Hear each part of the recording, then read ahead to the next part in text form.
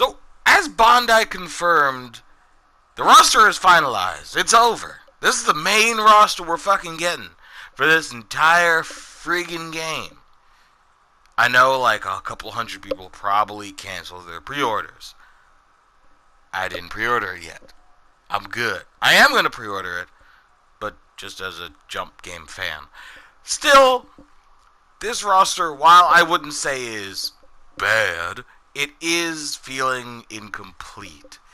In a sense that there probably could be a few more series they should have covered, like Gintama, or Medaka Box, or Beelzebub, or Keityoko Hitman Reborn, and a few others that, while not gag or sports manga, can still fit in, relatively fine.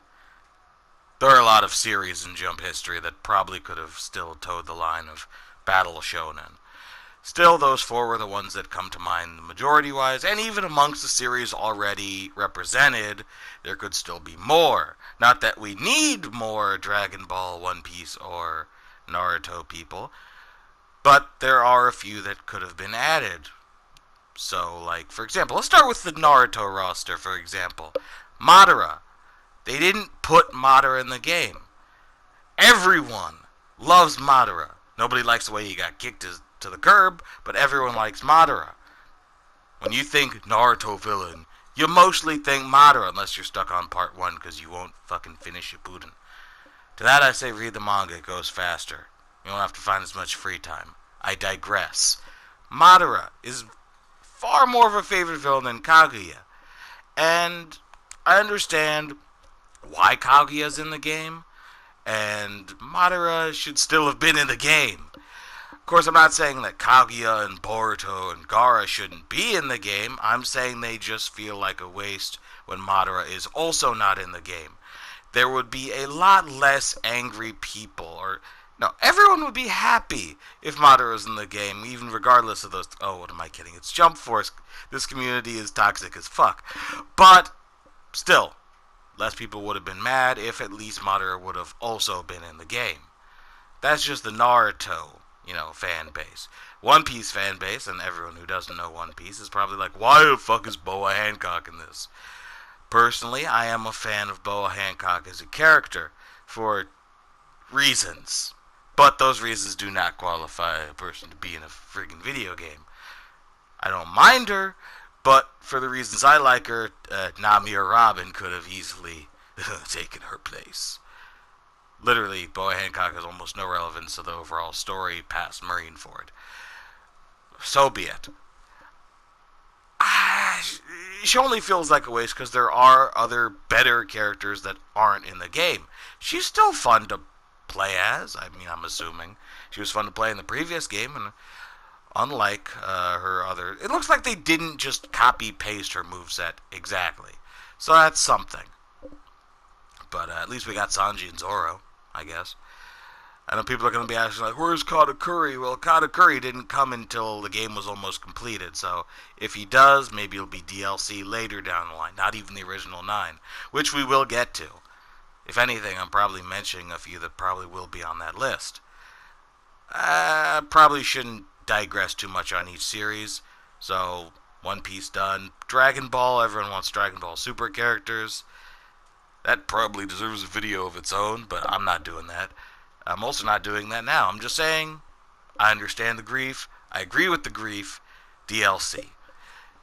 I'm not saying they should do that, but there's not really a choice. Moving on to Bleach. They gave us Renji and Rukia and Ichigo in their, 1,000-Year Blood War arc forms. And Aizen. Not that Aizen has a lot of new movesets to be shown. But at least they gave us Ichigo's new movesets. They gave us Rukia's new stuff. They gave us new stuff for Renji. There are still other characters on Bleach that had a lot of new stuff. Some I could do without. But others I could totally see being good parts of the game. Toshiro, Kenpachi, especially Kenpachi. Don't you dare badmouth Kenpachi. But aside from those three... well, anyone from Bleach, really, but they just kind of died out to the point where at least Kenpachi would have been fine. We wouldn't have to complain as much about the others not being included if they at least gave Kenpachi. Maybe he's DLC. I don't fucking know. I don't make the game. Moving on to the series that weren't represented in terms of, say, Beelzebub and Medaka Box. Yeah, those series are fucking great. I literally just finished rereading Medaka Box. But when you think about popularity overall, the animes didn't exactly go as far as the manga did for either of those series. They stopped relatively early. And for Medaka Box especially, I can see how that would hurt. I mean, Beelzebub had a few more character arcs that were really great that I would have liked to have seen on, animation. But Medaka Box, they cut out my favorite antagonist and supporting character of all time, Kumagawa. He was in J-Stars as a support character, but I think he could have been a really good fighter as well. From just his screws to bookmaker to all fiction, April fiction. The man's a friggin' beast, even though he literally never wins ever. That's more philosophy than anything else. He's still a friggin' OP ass guy. Probably one of the most OP ass characters that never wins. Neat. Still, I can see why those two series don't have any representation, even though they did in the previous game. I can see why they're not, absolute necessities. And Reborn, to a similar extent, although the anime only didn't do the last 2 arcs, which were still good in my opinion, except for the very ending. I digress. There's still pretty much the same concerns as the previous 2. And then Gintama. Everyone wanted Gintoki. I still want Gintoki, and I do think he'll probably be DLC. I know a lot of people are still on the he's a gag character bandwagon, but as many people have proven, and if you've ever read or watched the series, you'll know that Gintoki is probably the most serious and badass of all the Weekly Shonen Jump characters. When he's not, doing the whole gag bullshit, even though I say bullshit, it makes me laugh every time. But regardless, he kicks ass. He kills motherfuckers more often than most of the protagonists in Weekly Shonen Jump. So, I could see him maybe being like at the forefront of the DLC along with, say, Madara and maybe a few of the others. Maybe. Like I said, I don't fucking work for Bandai, so I have no idea what they will do. But it's likely that they saved a couple of those more obvious choices for DLC. That being said, for anyone who hasn't noticed, I've been saying Weekly Shonen Jump a lot because it's a Weekly Shonen Jump game. Considering they left out so many obvious choices, I think for DLC, anyone who thought like, oh, they're going to put Fairy Tail, or Seven Deadly Sins, or Kirito from SAO, that's... I mean, it's already been noted that those are not Weekly Shonen Jump characters. But nobody really gives a fuck about that, because anime is anime. I'm not even going into that. I've already made a video about that. All that is way less, likely now that, the obvious choices have not been picked. And I know, money makes the world go round. Everyone wants money. Think about the money versus the effort, the licensing, the red tape they have to deal with. Why would they go outside of the box for,